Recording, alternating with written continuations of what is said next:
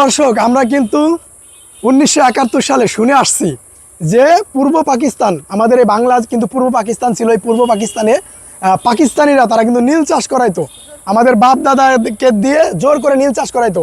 এই সেই নীল গাছ, এই সেই নীল গাছ, এই সেই নীলেরই দেখেন, এটা কি নীলের বীজ? ওটা নীলের বীজ। এই যে দেখেন নীলের বীজ, বীজটা বাসায় নিয়ে যেতে পারবেন। রে এটা কি ক্ষতিটা হয়ে গেল রে। আচ্ছা যাক, আবার হবে।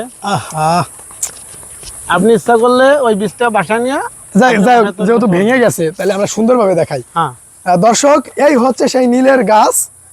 এই গাছটাকে কিন্তু কেন্দ্র করে আমাদের বাপ দাদারা তারা কিন্তু আসলে এগুলো লাগাইতো। লাগানোর পরে তারা কিন্তু, আমরা বইতে যতদূর পড়ছি, তারা কিন্তু ভালো মজুরিটা পাইতো না। যেমন আমাদের কৃষকরা কিন্তু এখনো বলে যে এই যে আমরা যে চাষাবাদ করি, আমরা চাষাবাদের ন্যায্য মূল্যটা পাই না।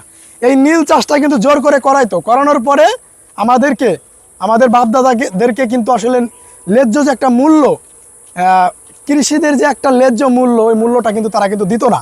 ঠিক আছে, আমাদেরকে কিন্তু অনেক অত্যাচারের ভিতরে তারা কিন্তু রাখছিল, আমরা যতদূর বইতে পড়েছি। আর এই সেই নীল গাছের ঘ্রাণটা কিন্তু মাশাআল্লাহ অনেক ভালো। আমি জীবনের ফার্স্ট টাইম এটা আমি ধরে দেখলাম হাত দিয়ে।